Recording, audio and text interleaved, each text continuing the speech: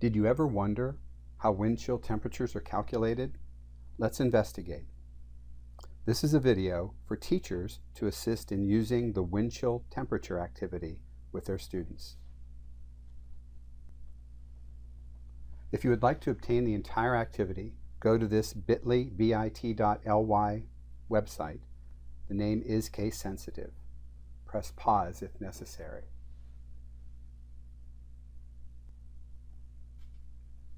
This is the copy of the worksheet or gift on the wind chill activity for the TI-84 and TI-84 color.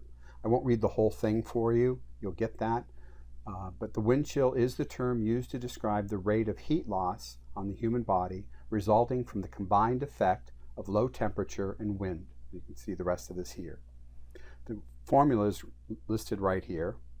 WCT represents the wind chill temperature in degrees Fahrenheit. T represents the actual temperature in degrees Fahrenheit, and W represents the speed of the wind in miles per hour. I should point out that wind chill temperature is only defined for temperatures at or below 50 degrees Fahrenheit and wind speeds above 3 miles per hour. So if there's no wind or wind less than or equal to 3 miles per hour, the wind chill temperature is the actual temperature. That's important for this activity. You'll notice there's two parts to this, a whole class activity that we will do together with the class, and then individual student or pair of students activity that could be done in class or as an assignment. We're going to look at the whole class activity here. Looking at number 1, using the information above, create a table of wind chill values for an actual temperature of 40 degrees Fahrenheit and the wind speeds from 0 miles per hour to 50 miles per hour in increments of 5 miles per hour. We want to round each answer to the nearest degree.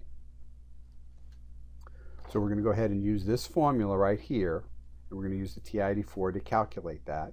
And I'm going to show you a couple different ways to do that, and hopefully you'll like both of them. I'm going to use the TI-84 Plus Smart View and to calculate this.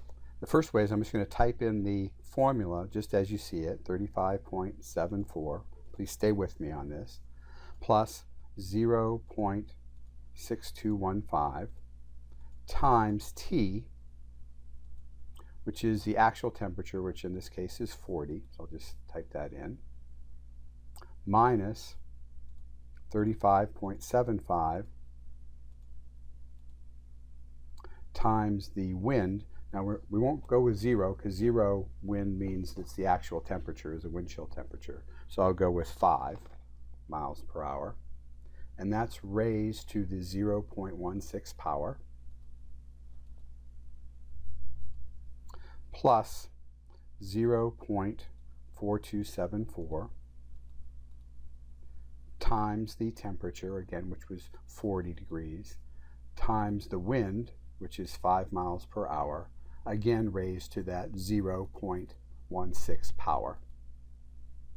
Now I'll go press enter, and rounding to the nearest whole number, 40 degrees at 5 miles an hour would be about 36 degrees Fahrenheit. Now to do the next one, which would be 10, I could go up and click the up arrow once, twice to highlight that expression, press enter to paste it down, and now I can go back through and edit this, and the only thing that's going to change is instead of 5 miles per hour, it's going to be 10 miles per hour. So I'll change it there, and then I'll change it here. The 40 will remain the same, everything else remains the same.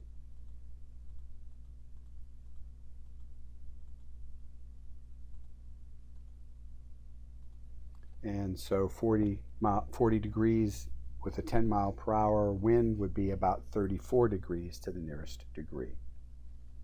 Now that's one way. I do want to show you a second way to do this that you might find a little bit more clever. What I'm going to do is go to the y equals and type into the y equals that formula. And so that you wouldn't have to watch me do it, I already typed it in, including the T and the W. So you'll notice right here, I've typed this in. When to get the T, I used alpha T, and I have the W and so on. So I typed that formula in there in terms of all those variables. And I'm going to go ahead and press enter.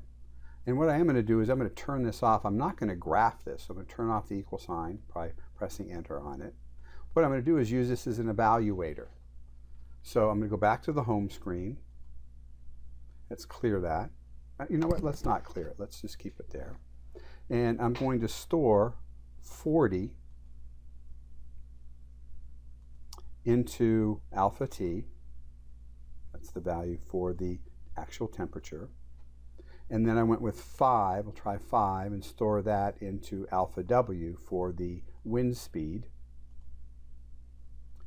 And now I'm going to go ahead to vars, over to y variables, function, and I stored it in y2.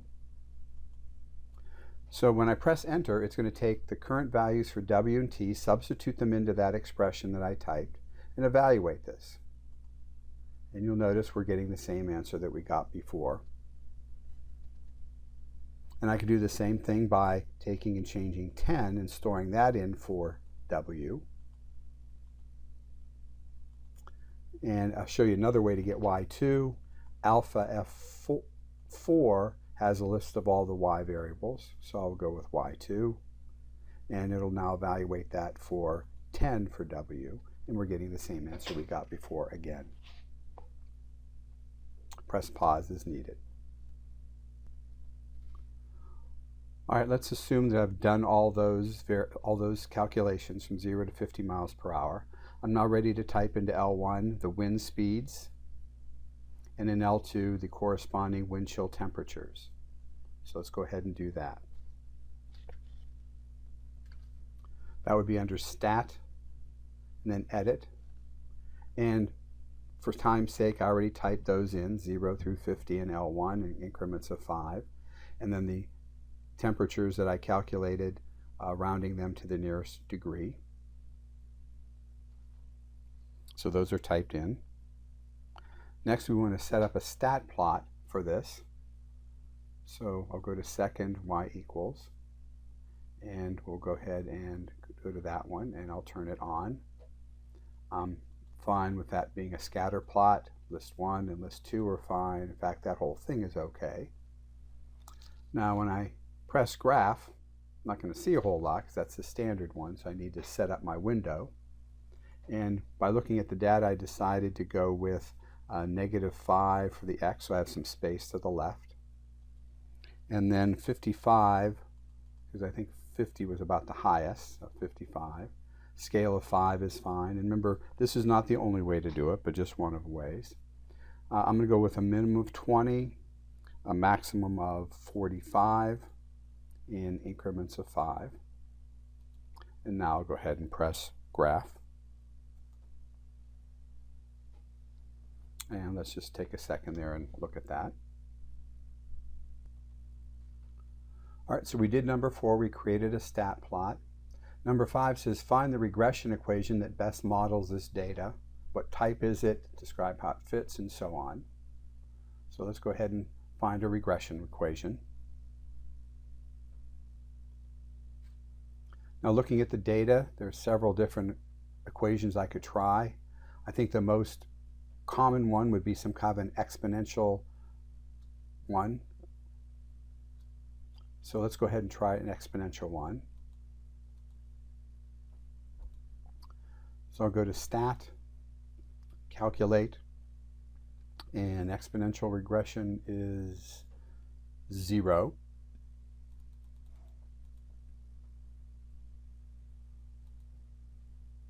And list 1 and list 2 is fine. Store it in, let's go with Y1.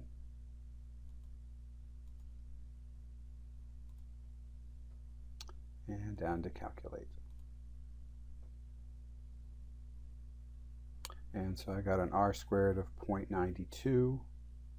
And let's go ahead and look at the graph. And the exponential regression almost looks linear in this case, which doesn't fit the data very well. So let's scratch that one.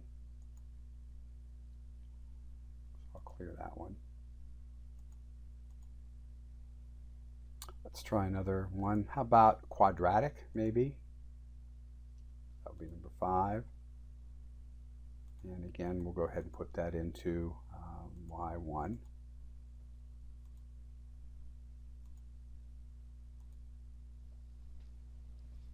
And I'm encouraged. The r-squared is 0.987, which isn't too bad.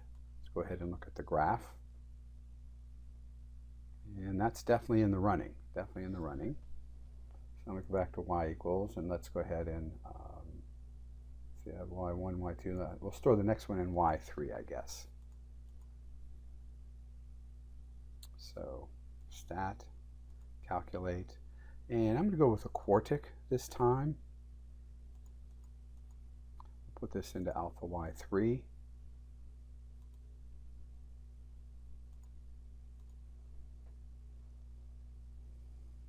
And the r-squared was 0.9959. That's pretty high. Let's see how that graph is going to look. So there was the y1, and here's the one we just did. And it looks to me like that one's going to be much better than the one we had in y1. So let's go ahead and turn that one off. We'll leave it there in case we need it. And so go with that.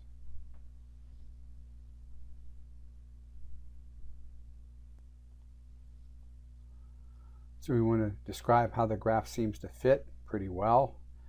We want to use the regression to calculate the windshield for wind speed of 12 miles per hour. This is called interpolation, and you can read the rest of the description there.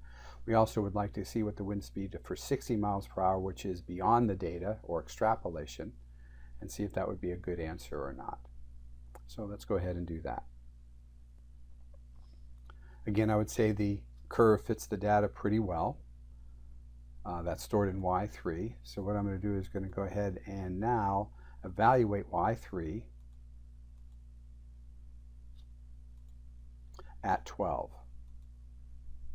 Because the x is the wind in miles per hour. And rounding that to the nearest whole number, that would be 33. And does that seem to make sense? You can look at the answer key, but it does seem to make sense pretty well. That's interpolation. That's within the data. Let's go ahead and look outside the data at 60. And rounding that would be about 25 degrees. And again, that should fit pretty well also. So let's look at the individual student or pair activity. It's pretty much the same thing, except you're going to give each student a different actual temperature, and then let them do the same idea of what we just did here, 0 to 50 miles per hour increments of 5 miles per hour, stat, plot, regression, and so on. Answer the interpolation, extrapolation questions, and then write a few sentences about what they discovered and learned. Also gives them the website so they can go check and see how well they did. Also provided in this activity are some pages with teachers' notes and solutions. So here is the first question, and then this is a copy of the website where it has the National Weather Service wind chill chart. This also is the link to that. It shows how to do this step by step, what should it look like on the TI-84. And TI-84 color and TI-84 work about the same way here, except of course for the color. Shows about how to find the regressions and how it fits pretty well. And then it answers the questions about interpolation, extrapolation, and here are the suggestions for the student pairs. I'm suggesting you use the 35, 30, 25, and so on down to -45. And the reason for that is that data is all supplied right here, and you'll be able to check the answers very easily.